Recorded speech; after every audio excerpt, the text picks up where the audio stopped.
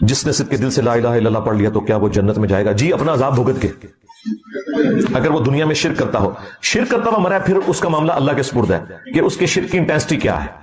وہ اللہ کی مرضی قبول کر لے اس کے سرکمسٹانسز کے اندر، جزوی شرک، کلی شرک ہے تو وہ تو قرآن میں واضح آ گیا کہ وہ تو معافی نہیں ہونا اگر خدا کے ساتھ کوئی کسی کو شریک ٹھہراتا ہے۔ لیکن جو باقی جزیات میں شرک ہے وہ اللہ کی مرضی، اس کے لیے آپ میری ویڈیو دیکھ لیں، شرک والے امام کے پیچھے نماز پڑھنا، کلمہ گو مشرک اور کافر مشرک کا جو فرق ہے۔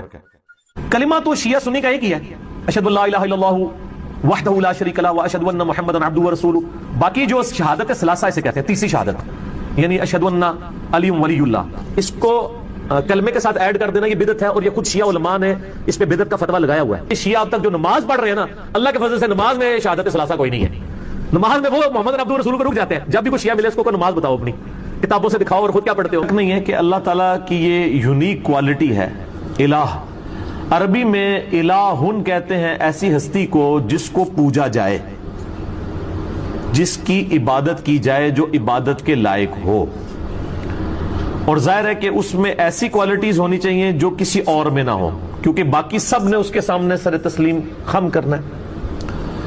اللہ تعالیٰ کی کچھ کوالٹیز ایسی ہیں جو کسی اور میں ہو ہی نہیں سکتی، اور کچھ کوالٹیز ایسی ہیں جو اللہ تعالیٰ مخلوق کو اپنی طرف سے تفویض کسی حوالے سے فرما دیتا ہے، جیسے سمع اور بصارت ہمیں بھی عطا کی ہوئی، اللہ بھی دیکھتا سنتا ہے۔ وہ باقی جو ڈیفرنسز ہیں وہ تو اپنی جگہ، لیکن کچھ کوالٹیز ایسی ہیں جو عطائی بھی نہیں ہیں۔ ان میں سے ایک کوالٹی جو ہے وہ الہ والی ہے، معبود کی۔ الہن عربی میں کہتے ہیں جس کو پوجا جائے، اور عربی زبان میں جب الف لام ساتھ لگ جاتا ہے تو وہ خاص ہو جاتا ہے۔ جیسے عربی میں سٹی، انگلش میں سٹی کہتے ہیں شہر کو، کوئی بھی شہر ہو سکتا ہے۔ جب دی سٹی ہوگا تو خاص شہر ہوگا۔ عربی میں مدینہ ہر شہر کو کہا جاتا ہے، لیکن جب ہم المدینہ کہتے ہیں اس سے مراد مدینہ المنورہ ہوتا ہے، جہاں پہ ہمارے محبوب صلی اللہ علیہ وآلہ وسلم کی قبر مبارک ہے۔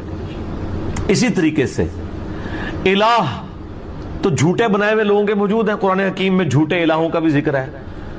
الہ یہی ہے اللہ، اللہ کے جو ورڈ کس طرح بنا ہے الہ، ٹھیک ہے نا، وہ عربی لنگوسٹک کی وجہ سے پھر یہ جوڑ کے اللہ بن جاتا ہے، یعنی دی اونلی الہ، جس کو پوجا جائے۔ اور ظاہر ہے اس کی ایسی کوالٹیز ہیں جو کسی اور کی نہیں ہے، اور وہ کوالٹیز کیا ہیں؟ وہ سورۃ الاخلاص میں آئی ہیں۔ قل هو اللہ احد، اے نبی صلی اللہ علیہ وآلہ وسلم فرما دیجئے کہ وہ اللہ ایک ہے، یکتا ہے، یونیک ہے، ایک نہیں ہے بلکہ یکتا ہے، ایسا یونیک کہ اس کے ہم پلے کا کوئی نہیں ہے۔ اللہ الصمد، وہ بے نیاز ہے، اس کو کسی کی پرواہ نہیں ہے، ہاں سب اسی کے اوپر ڈیپینڈنٹ ہے۔ لم یلد ولم یولد، اس نے نہ کسی کو جنا نہ اس سے کوئی جنا گیا، یعنی اللہ تعالیٰ ہمیشہ سے ہے۔ اور اس کے اوپر میرا ایک یوٹیوب پہ کلپ بھی آپ دیکھ سکتے ہیں، ہو کریٹڈ گاڈ، اللہ کو کس نے پیدا کیا۔ لاکھوں لوگ یوٹیوب پہ لکھ چکے ہیں۔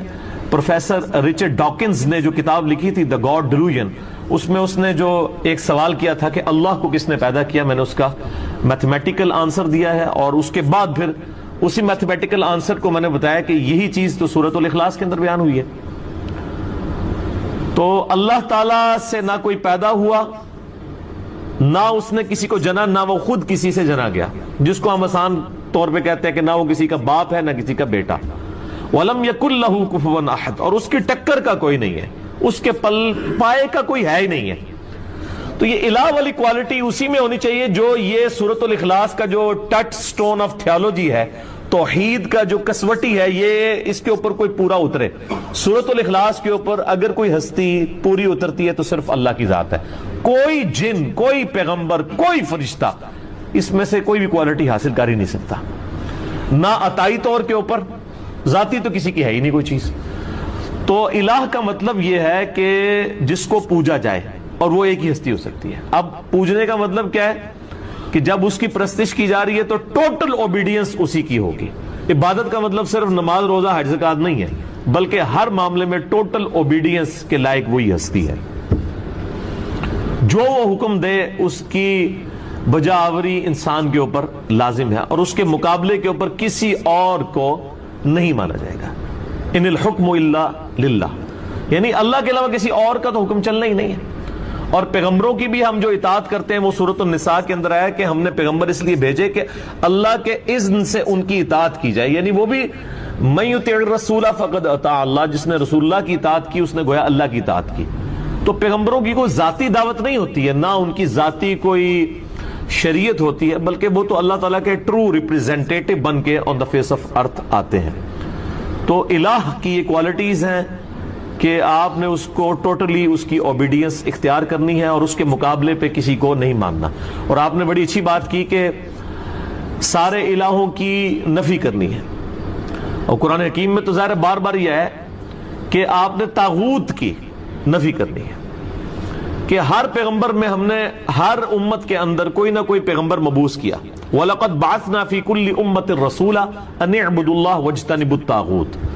ہر امت میں ہم نے کوئی نہ کوئی پیغمبر اٹھایا ایک ہی بنیادی دعوت کے ساتھ کہ عبادت کرو اللہ کی اور اللہ کے مقابلے پہ طاغوت کی نفی کرو. یہ اکثر لوگ پوچھ رہے ہوتے ہیں طاغوت کیا ہے.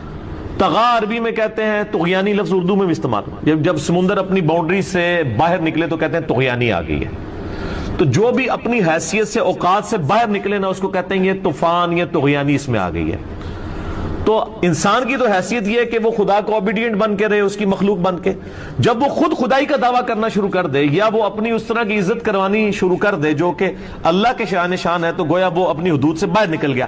اسی کو طاغوت کہتے ہیں. شیطان بھی طاغوت ہے، شیطانی سسٹم بھی طاغوت ہے، دجالی سسٹم بھی طاغوت ہے. ہر وہ ہستی جو اللہ کے مقابلے پہ کھڑی ہے وہ طاغوت ہے اور اس کی نفی کرنے کا حکم ہے.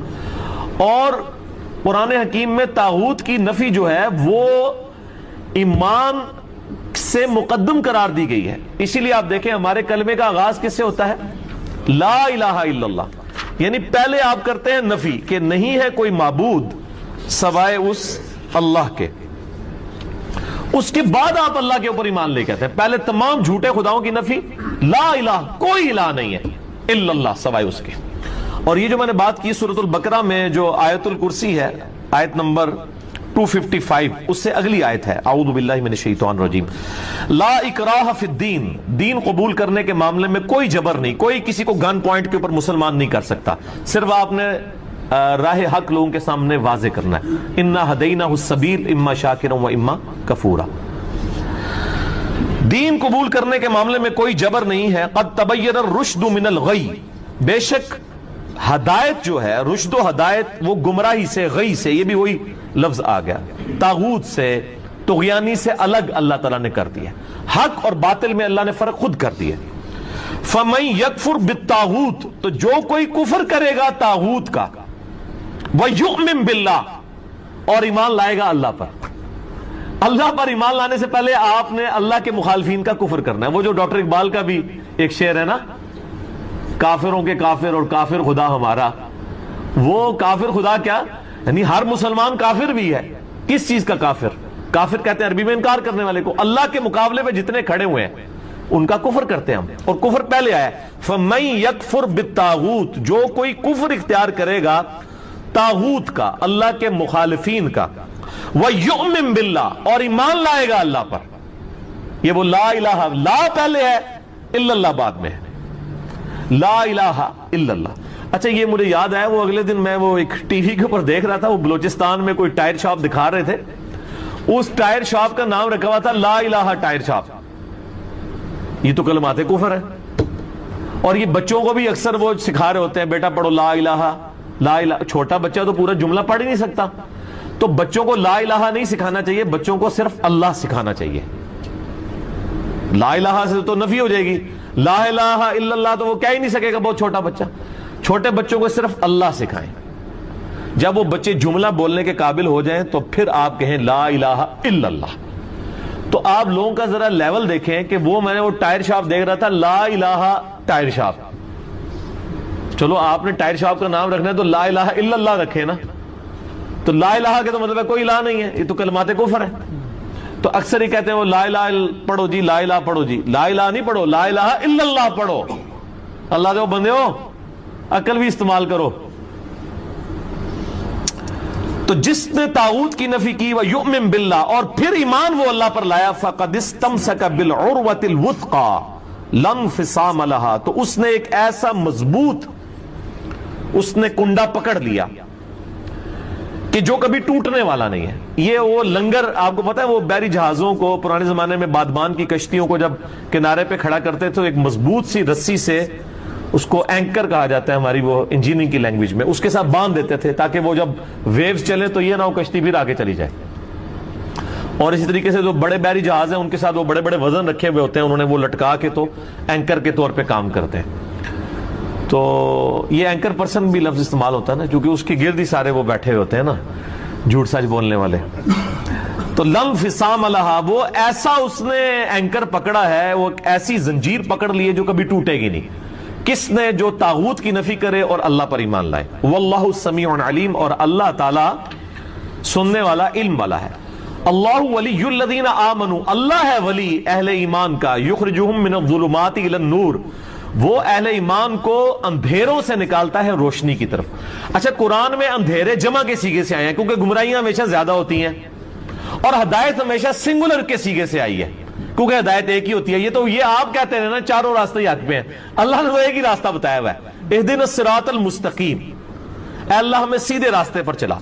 صراط الذین انعمت علیہم راستہ ان لوگوں کا, راستے ان لوگوں کے نہیں ہیں, راستہ ایک ہی ہے. وہ امام کائنات سید الاولین والآخرین شفیع المذنبین رحمت للعالمین سیدنا و مولانا امام اعظم محمد رسول اللہ صلی اللہ علیہ وآلہ وسلم کا مبارک راستہ ہے. راستہ ان لوگوں کا جن پر تیرا انعام ہوا. تو یہ سمجھتے ہیں وہ جو جتنے سلسلے چل رہے ہیں ہمارے بزرگوں کے, ہمارے وہ سارے بڑے بڑوں کے, وہ کہتے ہیں یہ سارے اسی طرف ہی جا رہے ہوتے ہیں, جبکہ قرآن ہمیشہ گمراہی کو کہتا ہے کہ جمع کے سیغے سے, ہدایت ہمیشہ سنگل ورڈ کے سیغے سے. اللہ تعالیٰ پشت پناہ ہے, ولی ہے, دوست ہے اہل ایمان کا, ان کو نکالتا ہے گمراہیوں سے نور کی طرف.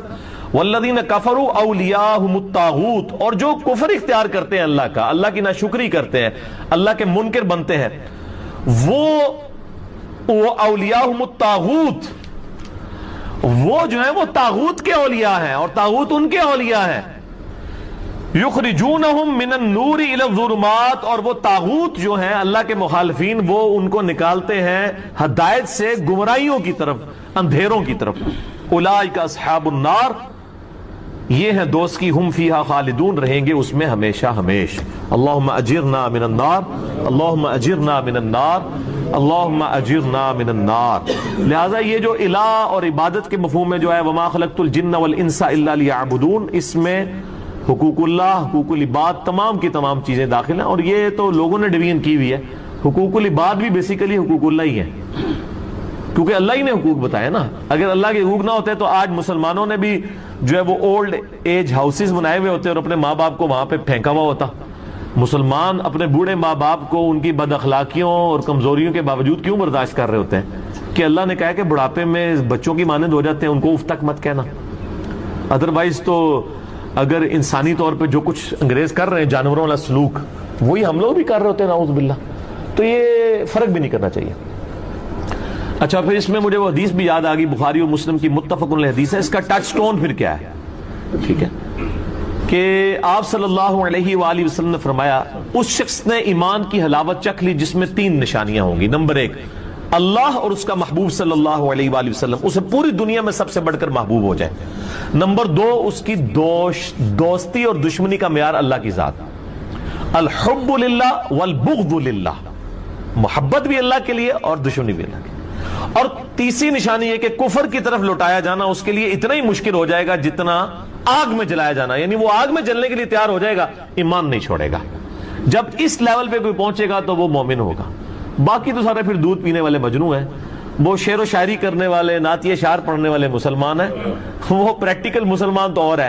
یا وہ جو میں اکثر کہتا ہوں کہ وہ پاکستان کے شناختی کارڈ میں مسلمان ہے, اللہ کے حضور شناختی کارڈ جو ہے وہ ڈیفرنٹ ہے. اس میں تو صحیح مسلم میں حدیث ہے 246 نمبر انٹرنیشنل نمبر کے مطابق کتاب الایمان چیپٹر میں کہ بندے کے کفر اور اسلام, شرک اور ایمان کے درمیان فرق کی نماز ہے. لیکن آپ یہاں پہ دیکھ لیں کتنے % لوگ مسلمان نماز پڑھ رہے ہیں انڈیا, پاکستان, بنگلہ دیش کے اندر.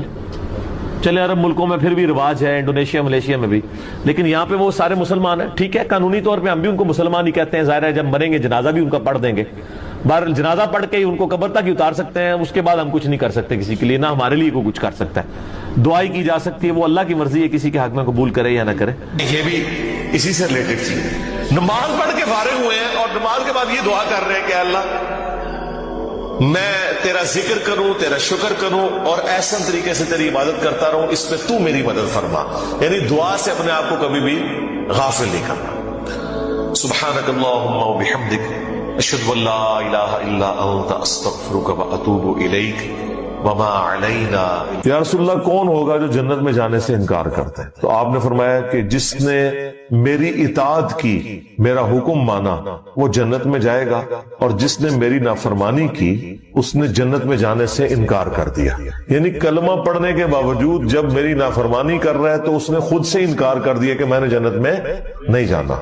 تو یہ بڑا سینسٹیو مسئلہ ہے، یہ ایک آدھی بات اٹھانا کہ جس نے ایک دفعہ بھی کلمہ پڑھا وہ جنت میں جائے گا، پوری بات بتایا کریں کہ اس صورت میں کہ اگر اس کا خاتمہ ایمان پر ہوا اور اللہ تبارک و تعالی نے اس کے اس گناہوں کی کوئی معافی والا معاملہ کر دیا ہزاروں لاکھوں سال جہنم میں جلنے کے بعد، تب ایسی صورتحال ہوگی۔ اللہ نہ کرے کہ ایسا ہو، ہم تو موم بتی کے فلیم پہ بھی ایک منٹ کے لیے ہاتھ نہیں رکھ سکتے، تو یہ کہنا کہ جی پھیرا لگے گا تو پھر جنت ہی ٹوری جاواں گے، سوچ بھی نہیں سکتے۔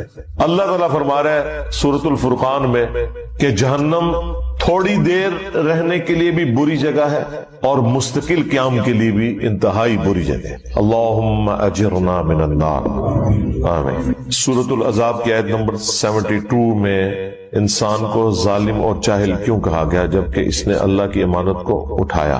یہ قرآن پاک لٹریچر کی زبان میں بات کرتا ہے، تو بیسیکلی اس کو اگر آپ انگریزی میں ٹرانسلیٹ کریں نا کہ اللہ تعالیٰ یہ کہنا چاہ رہا ہے کہ انسان نے اس آفر کو انڈر ایسٹیمیٹ کر لیا، کہ اسے اندازہ نہیں تھا کہ یہ کہنا تو آسان ہے کہ جو کچھ بھی ہے تیرے محبوب کی امت میں ہے، غلامی رسول میں موت بھی قبول ہے، لیکن پریکٹیکلی جب قربانی دینے کی باری آئے تو ایسا ہوگا نہیں۔ یہ ان معنوں میں کہا گیا ہے، کیونکہ آپ آگے دیکھیں پھر اللہ تعالیٰ نے فرمایا یہ اس لیے ہوا تاکہ اللہ تعالیٰ اہل ایمان کو جزا دے گا اور کافروں اور منافقین کے لیے عذاب والا معاملہ فرمائے گا۔ تو اللہ تعالیٰ پھر بعد میں انسان کی تعریف بھی تو کر رہا ہے نا، تو لہٰذا ان دونوں چیزوں کو اکٹھا سمجھے کہ اللہ تعالیٰ نے جو کہا کہ یہ ظالم تھا، جاہل تھا، مراد یہ کہ اسے اندازہ نہیں تھا۔ جاہل سے مراد آپ یہ سمجھ لیں جیسے جس کو کسی چیز کی سنگینی کا علم نہ ہو،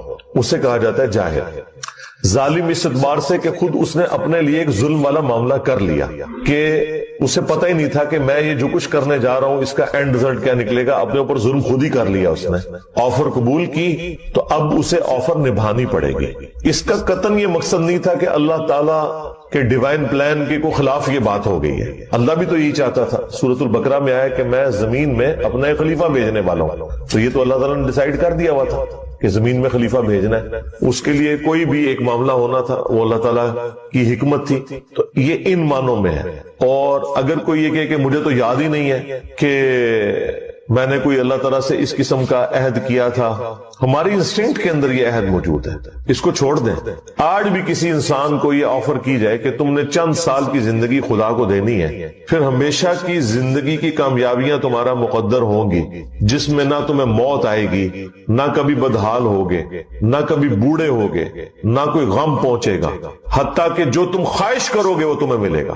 دنیا میں تو انسان کوشش کر کے لیتا ہے تو اس کے لیے اپنی زندگی گنوا دیتا ہے، اور آخرت میں صرف خواہش کر کے مل جائے گا۔ تو ہر بندہ یہ آفر قبول کرنے کے لیے تیار ہے۔ اگر آپ کو یقین نہیں آتا تو میں آپ کو مثال دے دیتا ہوں۔ اگر کسی شخص کو یہ آفر دی جائے کہ جو شخص لاہور سے لے کر جہلم تک ریل کار میں 3 گھنٹے کا سفر کھڑے ہو کر کرے گا، جہلم پہنچتے ہی اس کی پوری زندگی کا خرچہ گورنمنٹ آف پاکستان اٹھائے گی، اس کے بچوں کا خرچہ، اس کی فیملی کی ساری ضروریات، اس کا مکان، سکولنگ، سب کچھ مرتے دم تک گورنمنٹ کے ذمہ ہے، تو کیا خیال ہے پورا لاہور جہلم نہیں پہنچ جائے گا؟ وہ کہیں گے 3 گھنٹے بس، پھر پوری زندگی کے لیے ثانی. آپ ذرا دنیا کی 60 سال کی زندگی کو صرف قیامت کے دن سے کمپیئر کریں تو 3 منٹ بنتا ہے. 50,000 سال کا دن ہے. جنت کی تو میں بات ہی نہیں کر رہا, وہ تو مسلم شریف میں حدیث ہے کہ جنت کی زندگی اور دنیا کی زندگی کو کمپیئر کیا جائے تو ایسے ہی ہے جیسے کوئی شخص انگلی ڈبوئے سمندر میں, سمندر کا پانی جو انگلی کے ساتھ لگے گا وہ دنیا کی زندگی ہے, اور سمندر انفینٹ آخرت کی زندگی ہے. مسلم شریف میں حدیث نہیں آتی کہ دنیا میں جس شخص نے مفلسی کی زندگی گزاری ہوگی لیکن حلال و حرام کی تمیز کی ہوگی, اللہ کا تابع فرمان رہا, اللہ تعالیٰ قیامت کے دن فرشتوں سے کہے گا ذرا ایک پھیرا اسے جنت کا لگواؤ نا. فرشتے اسے لے کے جنت میں جائیں گے. جب واپس آئے گا اللہ تعالیٰ پوچھے گا ہاں بھائی کوئی دنیا میں تکلیف دیکھی؟ وہ کہے گا اللہ تیری عزت کی قسم میں نے دنیا میں کوئی تکلیف نہیں دیکھی. جنت کا ایک پھیرا اس کی پوری زندگی کی تکلیف کو ختم کر دے گا کہ اگر مجھے یہ کچھ ملنے والا تھا تو میں نے دنیا میں کوئی تکلیف ہی نہیں دیکھی. پھر اللہ تعالیٰ ایک فاسق اور فاجر شخص کو جس نے دنیا میں بڑی عیاشی کی زندگی گزاری, اللہ تعالیٰ کو رسپانس نہیں کیا, دنیا کی ہر آسائش اویلیبل تھی, اللہ تعالیٰ کہے گا ذرا اسے دوزخ کا ایک پھیرا لگواؤ. ایک پھیرا لگے گا نا, ادھر تو کہتے ہیں خیر ایک پھیرا ہی لگے گا. ایک پھیرا بھائی وہ کتنا لمبا ہوگا, اس کو تو جسٹ تھوڑی دیر کے لیے جہنم میں لے کے جب فرشتے جائیں گے اور واپس آئے گا تو اللہ تعالیٰ پوچھے گا ہاں بھائی کوئی دنیا میں سکھ دیکھا؟ وہ کہے گا تیری عزت کی قسم میں نے کوئی سکھ نہیں دنیا میں دیکھا. حالانکہ دنیا کی ساری زندگی اس نے سکھی گزاری ہوگی. کیوں؟ اسے وہ تکلیف دے کے اپنا وہ سکھ بھی بھول جائے گا کہ گویا تو کچھ بھی نہیں تھا, یہ تو اگر یہ کچھ میرے ساتھ ہونا تھا تو میں نے کوئی سکھ نہیں کاٹا. یہ اتنا سینسٹیو ایشو ہے, لیکن ظاہر ہے اللہ تعالیٰ نے چیزوں کو امتحان کے ساتھ جوڑا ہوا ہے. پھر ذہن میں رکھیے گا, بخاری اور مسلم دونوں میں حدیث ہے کہ اللہ تعالیٰ نے جنت کو ناگوار چیزوں سے ڈھانپ دیا ہے اور دوزخ کو, جہنم کو خوشگوار چیزوں سے ڈھانپا ہوا ہے. وہ پنجابی میں کہتے ہیں کڑگا لگانا. خوشگوار چیز ہوگی آپ اسی کی طرف بھاگیں گے. جنت ناگواری کے ساتھ ہے, اس کے ارد گرد ناگوار چیز ہے. گرمیوں میں فجر کی نماز جماعت سے پڑھنا ناگوار چیز ہے, نیند نہیں پوری ہوتی.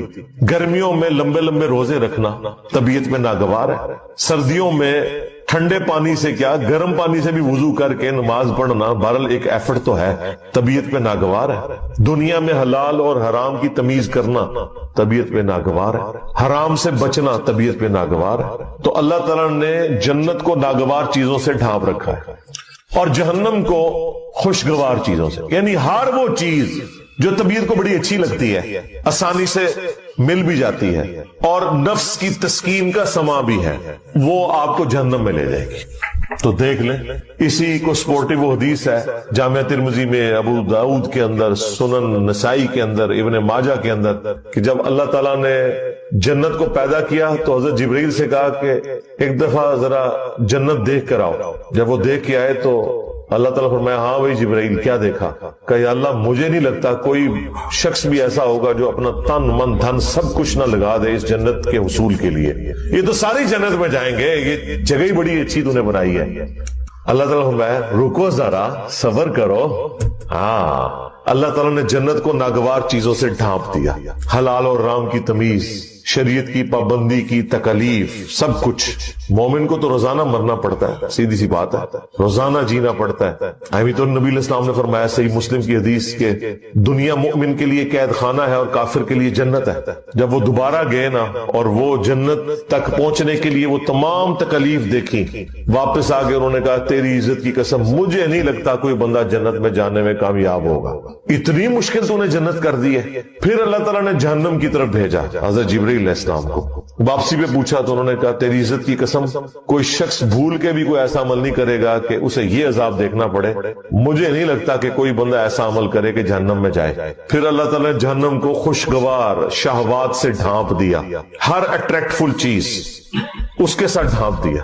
جب وہ دیکھ کے واپس آئے نا پھر اللہ تعالیٰ نے پوچھا کہ اب جبرائیل سنا. انہوں نے کہا یا اللہ مجھے نہیں لگتا کوئی بندہ جہنم میں جانے سے بچ سکے, کیونکہ تو نے اس کو اتنا خوشنما بنا دیا ہے کہ اس امتحان میں شاید ہی کوئی کامیاب ہوگا, ادروائز سب کے سب جہنم میں گریں گے. لیکن یہ حیران کن بات ہے, دنیا میں جتنے اعمال آپ کو جہنم میں لے جانے والے ہیں نا, جتنی خواہشات جہنم میں لے جانے والی ہیں, یہ ساری خواہشات جنت میں انعام کے طور پر ملنے والی ہیں. کتنی حیران کن بات ہے کہ دنیا میں یہ چیزیں जहन्नम में जाने का सबब है, आखिरत में जन्नत में इनाम में ये चीजें मिलने वाली हैं। मर्द के लिए क्या सोने चांदी के कंगन नहीं कुरान में आया, रेशमी लिबास, यहां तो 4 औरतों की इजाजत, वहां तो कितनी हूरें, उनकी तफसीलात तारिक जमीर साहब से पूछें। हर वो चीज जो दुनिया में इंसान को डेविएट करके जहन्नम तक पहुंचा सकती है ना, जन्नत में वही कुछ इनाम मिल रहा है। तो इसका मतलब आप समझ रहे क्या है? इसका मतलब यह है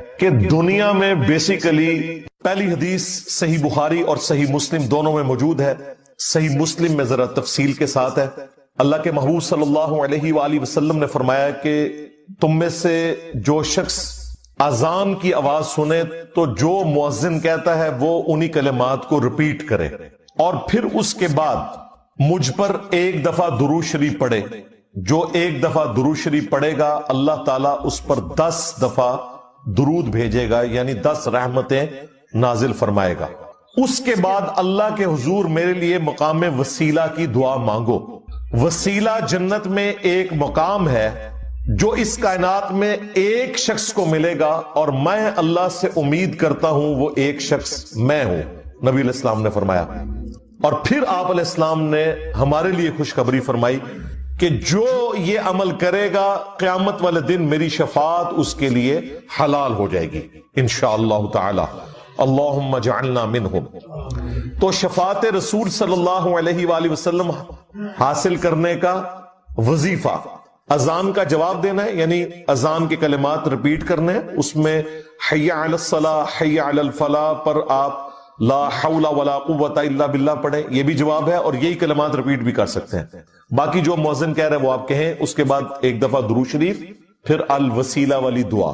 मुस्लिम शरीफ में वो दुआ नहीं आई लेकिन बुखारी में वो दुआ भी आई है। फिर अल्लाहुम्मा रब्ब हादिहि दाअवति ताम्मा वस्सलातिल काइमा आति मुहम्मदनिल वसीलता वल फदीला वबअथहु मकामम महमूदन अल्लज़ी वअदता वर्जुकना शफाअतहु यौमल क़ियामा। ये बीच में खुद से ऐड कर दिया हुआ है, वादता तक है। उसके बाद इन्नका ला तुखलिफुल मियाद, ये बुखारी में मौजूद नहीं लेकिन सुनन कुबरा अल बैहकी में सही सनद के साथ मौजूद है।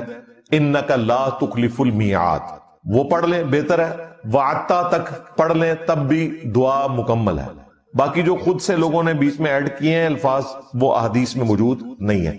हम एक एक हदीस डिस्प्ले करवा देंगे ताकि अगर किसी को वो दुआ याद नहीं है तो वो इमेज उसका लेकर वो दुआ याद भी कर सकता है। शफाअत रसूल सल्लल्लाहु अलैहि वसल्लम हासिल करने का नुस्खा या वजीफा। अब इस हदीस से ये बात पता चली कि अजान के बाद दुरूद शरीफ पढ़ना ये नबी अलैहि सलाम ने मशरू फरमाया है, तालीम फरमाया है। अजान के बाद दुरूद पढ़ना सुन्नत है, लेकिन अजान के साथ नहीं, अजान मुकम्मल होने के बाद। अजान से पहले दुरूद पढ़ना और उसे बिल्कुल जोड़ देना, और वो भी सिर्फ उस वक्त पढ़ना जब स्पीकर ऑन हो, स्पीकर ऑफ हो, बिजली गई हुई हो। तो चूंकि कोई सुनने वाला नहीं है इसलिए सिर्फ अजान कहना और दुरूद शरीफ छोड़ देना, इसका मतलब यह है कि एक फिरका वारियत की नजर है चीज। सही मुस्लिम की शरह लिखी है हमारे उस्ताद गुलाम सूद सईदी साहब ने रहमहुल्लाह ताला, बरेलवी आलिम थे। उन्होंने ढके छुपे अल्फाज में बरेलवियों की खुद मजम्मत कर दी। इस हवाले से उन्होंने कहा कि हजरत बिलाल अबशी रज़ी अल्लाह ताला अन्हु हमसे बड़े आशिक़े रसूल थे, साहबा ताबीन हमसे बड़े आशिक़े रसूल थे। वो जब अजान देते थे तो अजान से पहले दुरूद व सलाम नहीं पढ़ा करते थे, लिहाजा बेहतर यही है कि उसी तरीके से अजान दी जाए। ये मुफ्ती मुनीबुर रहमान जो मुफ्ती आजम है बरेलवियों के, उनके मदरसे में शेखुल हदीस थे। मेरी इनसे तफसीली मुलाकात भी हुई है 22 मार्च 2007 को, बल्कि फजर के फौरन बाद मेरी फ्लाइट थी तो मैं रात को फिर उसी मदरसे में रुका था, ऑफिस के काम के सिलसिले में गया हुआ था। तो उन्होंने बकायदा शरह सही मुस्लिम में लिखा है कि ये इस तरीके से अजान दे रहे हैं और इसको इश्क रसूल बता रहे हैं, और जो अजान नहीं देते उन्हें वो कहते हैं कोई इश्क से महरूम है, तो ये बिल्कुल गलत अप्रोच है। अलबत्ता अजान के बाद दुरूद शरीफ पढ़ना, और वो भी अल वसीला वाली दुआ से पहले, ताकि नबी इस्लाम की शफाअत हासिल हो, ये सुन्नत है। दूसरी हदीस सही मुस्लिम में है कि नबी इस्लाम ने फरमाया जो मुझ पर एक दफा दुरूद पड़ेगा अल्लाह ताला उस पर 10 दफा दुरूद पड़ेगा, यानी जो मेरे लिए एक दफा दुआए रहमत करेगा अल्लाह ताला उस पर 10 रहमतें नाजिल फरमाएगा। तीसरी हदीस सुनन नसाई में है حضرت جبرائیل علیہ السلام رسول اللہ کی خدمت میں حاضر ہوئے اور کہا کہ آپ کا رب آپ سے فرماتا ہے کہ کیا آپ اس بات پر راضی نہیں ہیں کہ آپ کا جو بھی امتی آپ پر ایک دفعہ درود بھیجے اللہ تعالیٰ اس پر 10 دفعہ رحمت نازل فرمائے گا، اور جو ایک دفعہ سلام بھیجے گا اللہ تعالیٰ اس پر 10 دفعہ سلامتی نازل فرمائے گا۔ یہ وہ حدیث ہے جس میں درود اور سلام دونوں کا ذکر ہے، ورنہ اس سے اوپر جو 2 حدیثیں ڈسکس ہوئی ان میں صرف درود کا ذکر تھا۔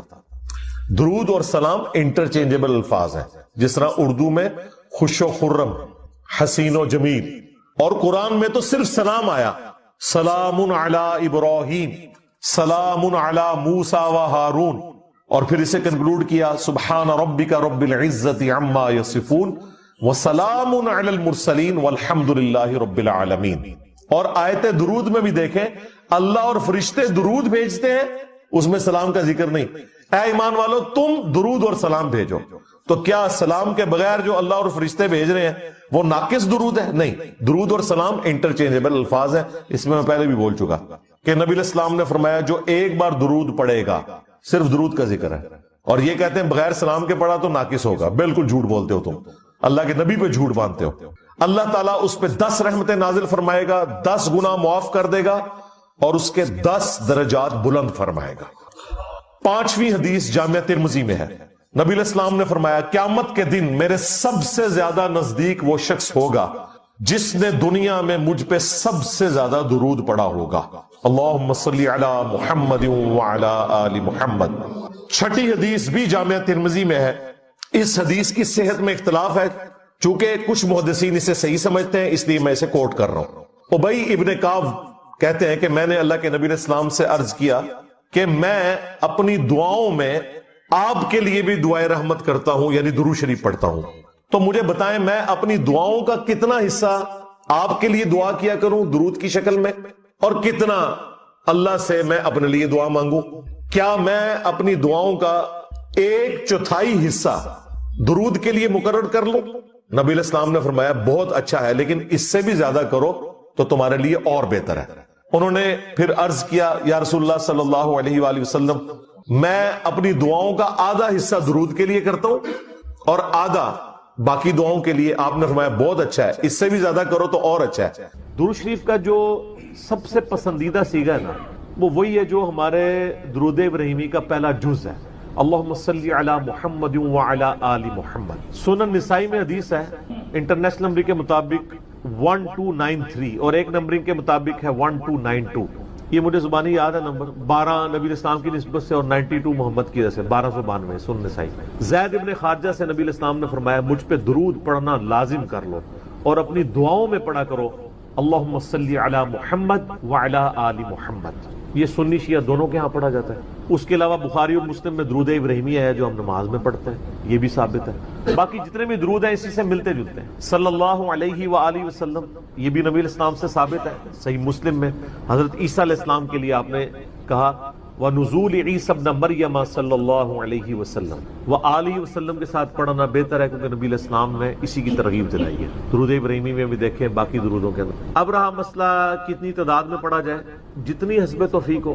مجموع الزوائد میں ایک صحیح سند کے ساتھ حدیث موجود ہے سنن طبرانی کے ریفرنس سے کہ جو شخص صبح کے وقت 10 دفعہ درود شریف پڑھ لے اور 10 دفعہ شام کے وقت، قیامت والے دن اسے میری شفاعت نصیب۔ تو یہ بڑا آسان ہے، 10 دفعہ اللہم صلی علی محمد وعلی آل محمد پڑھنے میں کتنا ٹائم لگتا ہے؟ باقی اللہ تعالیٰ نے ڈیٹم لیول کے اوپر تو آپ پہ ویسے ہی یہ لازمی کر دیا ہے۔ نماز میں ہم درود شریف پڑھ ہی رہے ہوتے ہیں، ہر نماز میں پڑھ رہے ہوتے ہیں۔ درود شریف کے بغیر تمہاری نماز ہی مکمل نہیں ہوتی، اور ہماری نماز تو ہم تو دعائے قنوت کے بعد بھی درود شریف پڑھتے ہیں، صحیح سند سے ثابت ہے۔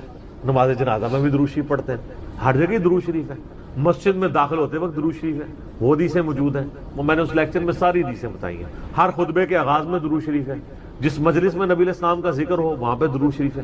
مولا علی علیہ السلام سے حدیث ہے جامعہ ترمذی میں صحیح سند کے ساتھ کہ نبی صلی اللہ علیہ وآلہ وسلم نے فرمایا وہ شخص کنجوس ہے جس کے سامنے میرا ذکر ہو اور مجھ پر درود نہ پڑھے، اللہم صلی علی محمد وعلی آل محمد۔ اور ترمذی میں ایک حدیث ہے وہ شخص تباہ و برباد ہو جائے جس کے سامنے میرا ذکر ہو اور مجھ پر درود شریف نہ پڑھے، اللہم صلی علی محمد وعلی آل محمد۔ اور اس کے علاوہ سنن طبرانی میں بھی ایک روایت ہے، اس روایت کی صحت پہ اختلاف ہے لیکن چونکہ کچھ محدثین اسے صحیح سمجھتے ہیں، اس لیے میں ضرور بیان کرتا ہوں کہ جو شخص روزانہ 100 دفعہ درود شریف پڑھ لے تو قیامت والے دن اللہ تعالیٰ اسے شہیدوں کے ساتھ اٹھائے گا، اور اس کی دونوں آنکھوں کے درمیان لکھا ہوگا کہ یہ شخص منافقت اور دوزخ کی آگ سے بری ہے۔ 100 دفعہ درود شریف، میری تو کوشش ہوتی ہے کہ 100 دفعہ درود شریف روزانہ کم از کم ضرور پڑھا جائے۔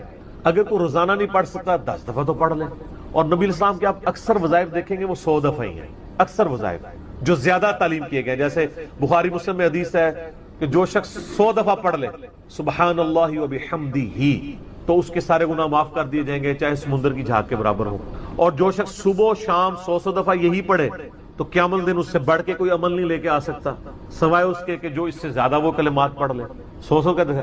پھر بخاری میں 70 دفعہ استغفار کا ذکر ہے، پھر تسبیح فاطمہ بھی جو ہے 100 دفعہ ہے، 33 دفعہ سبحان اللہ، 33 دفعہ الحمدللہ، 34 دفعہ اللہ اکبر، یا 33 دفعہ اللہ اکبر اور 100 کا عدد پورا کرنے کے لیے بخاری مسلم میں آتا ہے لا الہ الا اللہ وحدہ لا شریک لہ لہ الملک ولہ الحمد وہو علی کل شیء قدیر۔ تو یہ سارے 100 والے ہیں، زیادہ تو آپ جتنا مرضی پڑھیں۔ جامعہ ترمذی میں حدیث ہے قیامت والے دن میرے سب سے زیادہ نزدیک وہ شخص ہوگا جس نے دنیا میں مجھ پہ سب سے زیادہ درود شریف پڑھا ہوگا، اللہم صلی علی محمد وعلی آل محمد۔ تو سر جتنا گڑ ڈالیں گے اتنا میٹھا ہوگا، درود شریف جتنا پڑھیں اتنا ہی کام ہے، نبی علیہ السلام کے قرب کا ذریعہ ہے۔ لیکن صرف درود شریف پہ زور ہو، نبی علیہ السلام کی تعلیمات پہ زور نہ ہو تو یہ غلط۔ درود شریف کے لیے باوضو ہونا بھی شرط نہیں ہے، یہ اللہ کا ذکر ہے اور ایسا ذکر ہے جس کے لیے کوئی پروٹوکول نہیں۔ وضو پروٹوکول ہوتا ہے نماز پڑھنے کا، عام اذکار کے لیے کوئی وضو پروٹوکول نہیں ہوتا، ویسے آپ نے رکھنا ہے وہ ضرور کریں، لیکن ادروائز ان اذکار کا وہ پروٹوکول اس حوالے سے نہیں ہوتا۔ تو میری خواہش یہ ہے کہ آپ روزانہ کم از کم 100 دفعہ ضرور درود شریف پڑھیں، اگر نہیں پڑھ سکتے تو صبح فجر کے بعد 10 دفعہ اور 10 دفعہ مغرب کے بعد صبح شام 10 دفعہ پڑھ لیں تاکہ شفاعت رسول صلی اللہ علیہ وآلہ وسلم حاصل ہو۔ پھر مسلم شریف میں حدیث ہے، بخاری میں بھی کچھ حصہ ہے کہ جو اذان کا جواب دے، یعنی وہی مؤذن والے کلمات ریپیٹ کرے، اس کے بعد مجھ پہ درود شریف پڑھے اور الوسیلہ والی دعا مانگے تو میری شفاعت اس کے لیے حلال ہو جائے گی، وہاں بھی درود شریف ہے۔ صحیح مسلم میں حدیث ہے جو ایک دفعہ 10 درود شریف پڑھے گا اللہ تعالیٰ اس پہ 10 رحمتیں نازل فرمائے گا۔ سنن نسائی میں حدیث ہے جو ایک دفعہ درود شریف پڑھے گا اللہ تعالیٰ اس پہ 10 رحمتیں نازل فرمائے گا، اس کے 10 درجات بلند کر دے گا، اسے 10 نیکیاں عطا فرمائے گا، اس کے 10 گناہ معاف کر دے گا۔ اتنی بڑی فضیلت ہے سر، اتنی بڑی فضیلت مجھے بتائیں کس عمل کی ہوگی؟ نفلی عبادات میں افضل ترین عبادت درود شریف۔ اچھا یہ درود شریف اللہ کی عبادت ہے کیونکہ آپ رجوع اللہ کرتے ہیں، اللہم صلی علی محمد وعلی آل محمد۔ یہ جو جمعے کے دن کے وظائف ہیں نا وہ آپ یعنی غروب آفتاب جمعرات والے دن اس سے لے کے جمعے کی مغرب تک کر سکتے، یہ نہیں ہوتا کہ جمعے کے دن کوئی کرنا ہو، تو جمعے والے دن درود شریف پڑھنے کی فضیلت ہے۔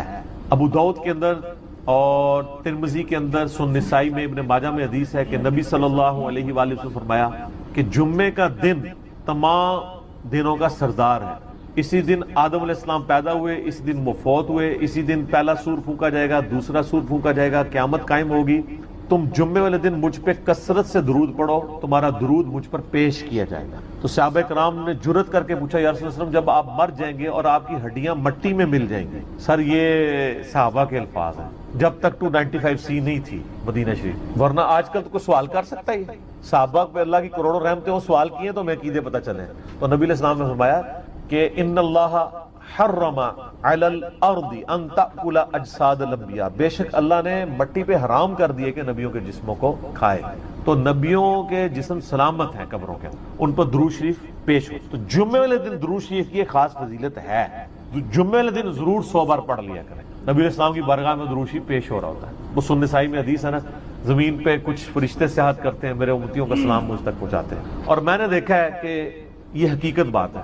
مسلمانوں کے جتنے مکاتب فکر ہیں ان میں سے 2 مکاتب فکر میں نے درود شریف کا بہت اہتمام دیکھا، نبی علیہ السلام کا مبارک ذکر کرتے ہیں، پہلے نمبر پہ شیعہ حضرات کو کہ وہ درود شریف کا بہت اہتمام کرتے، اور دوسرے نمبر پہ اہل حدیث کے ہاں۔